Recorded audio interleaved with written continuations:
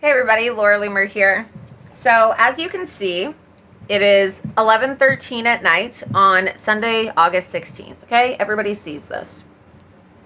You see the time, you see the date, August 16th. The primary election in Florida is August 18th. We are about 48 hours away from the election. Polls open on the 18th, which is a Tuesday, from 7 a.m. to 7 p.m. Okay?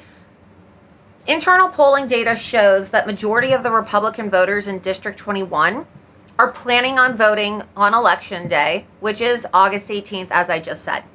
So, I would like to know why election results are already being reported if the election is 48 hours away from now. And you may be asking yourselves, well, what do you mean? Why are the election results already being reported? I'll show you. So, one of the local news stations here in Palm Beach County where I'm running for Congress is CBS 12. So let's go to their news station, okay? CBS 12 News. Here's their news page. Here's the drop-down bar, okay? Scroll down. News, okay? What does that say? Says election results, okay? So we're on the CBS 12 News website. We click the news tab bar, and now we're going to click election results.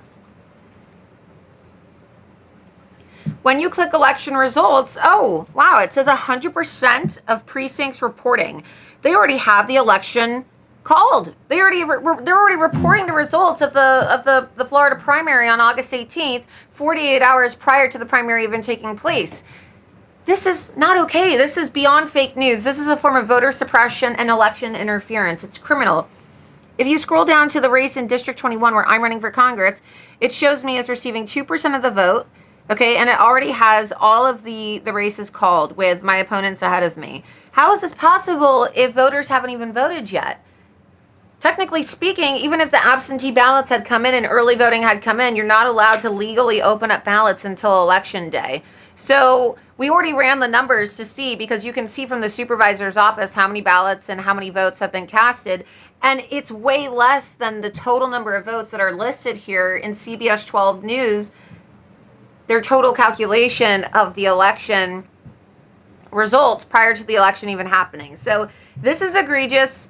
My campaign and I contacted CBS News 12 and we asked to speak to the news director. We spoke to the assignment desk and they called the news director, and the news director is refusing to take this down, and he's also refusing to speak to me and refusing to speak to my strategist, Karen Giorno.